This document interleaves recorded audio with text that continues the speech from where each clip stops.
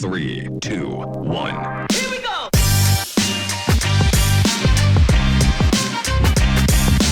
Hey everybody, and welcome to another college esports update brought to you by Zaxby's. Cure your craving with Zaxby's. I am your host, Norris Howard, joined alongside one of the most brilliant people in the world of college esports. We got Adam Antor joining us, coach of Aquinas College. We just call him Coach. What's happening?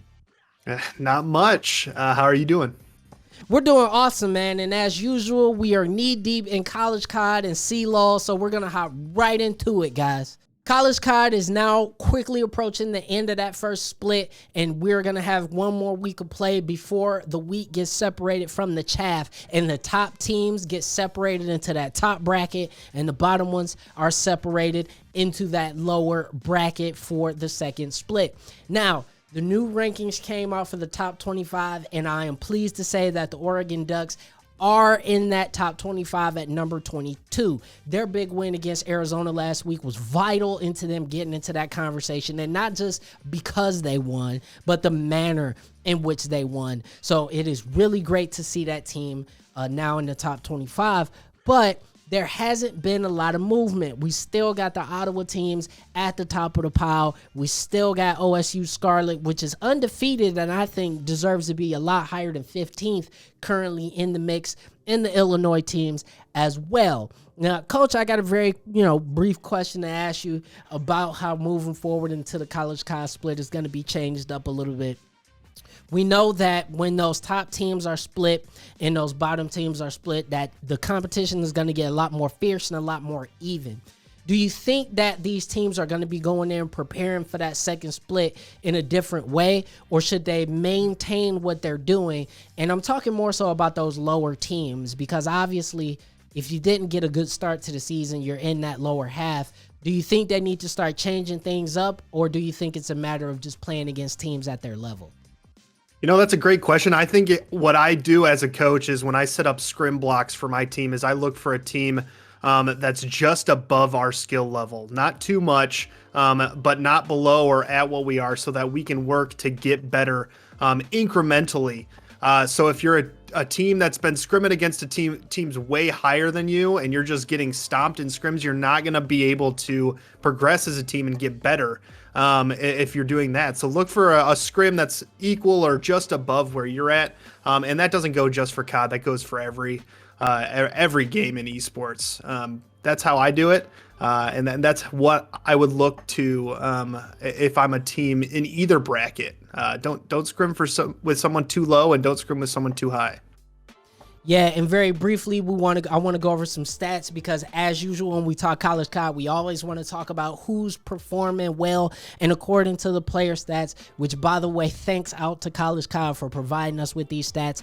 On the hard point map styles, we got Scale from ASU Gold performing at the top of the pile with an average score of 2972. So word out to Scale. In the S&D maps, UTA Blue dominating this map style. They have not one, not two, but 3 players in the top 5 for the top performers on search and destroy maps. Average score at the highest between all of them is 822 with Linga, but in that number 1 spot is Tony Ma with an average KDA of 6.5.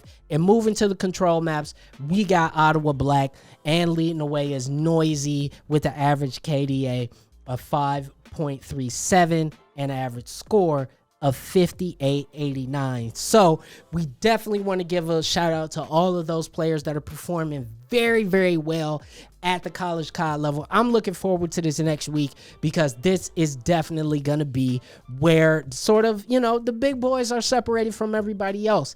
And I'm looking forward to seeing how this style in terms of season structure works out, because I think a lot of these teams are going to have a lot to prove moving forward into the next split.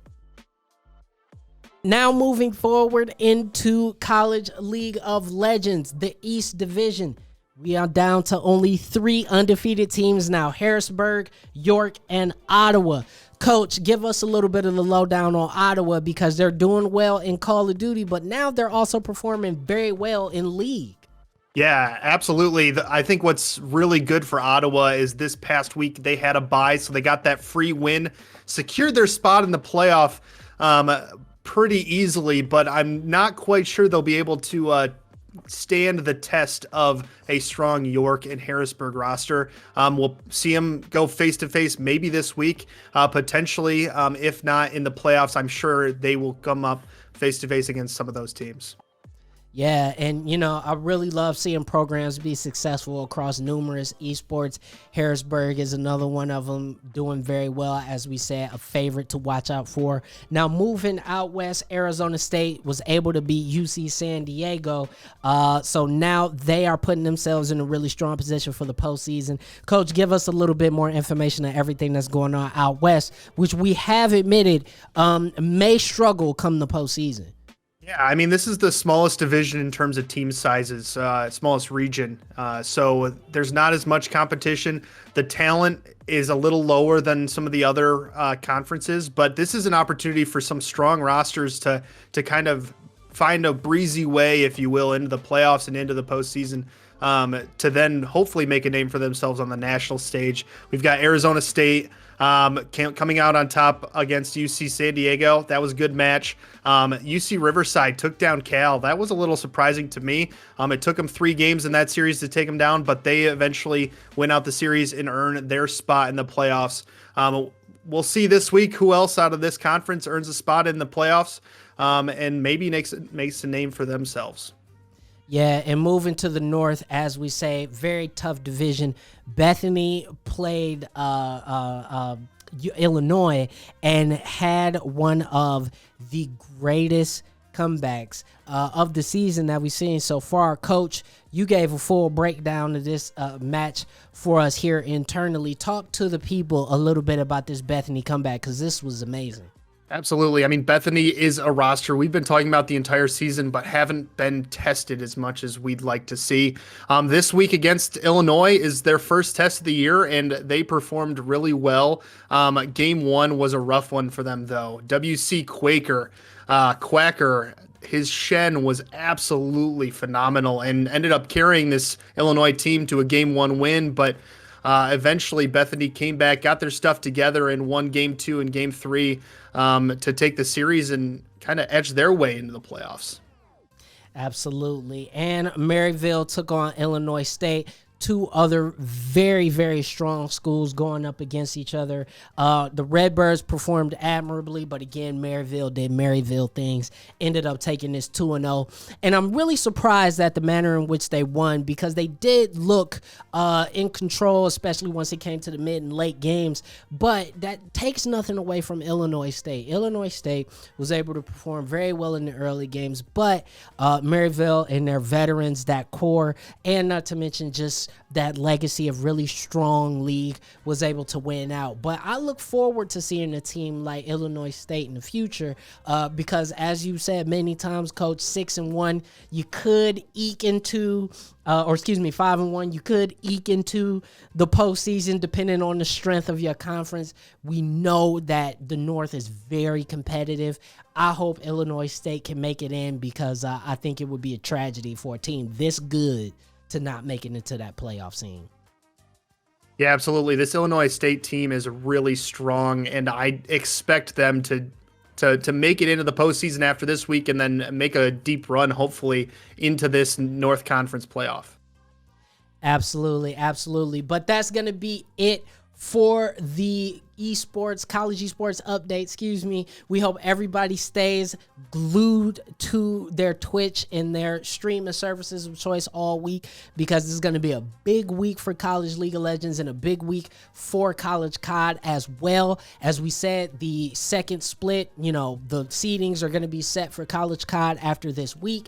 And in League of Legends, we should be getting a clearer picture, if not a final picture, at who's going to make that postseason cut moving forward for College League of Legends. So everybody, stay glued to all your websites, stay glued to all your streaming services, and most importantly, make sure you stay glued into the College Esports update, because we're going to have the latest news moving forward when it comes to these esports and these divisions. So for my good friend, Coach Adam Antor, and everybody here at Checkpoint XP. We wish everybody a great week. We look forward to a lot of high-level play in college esports.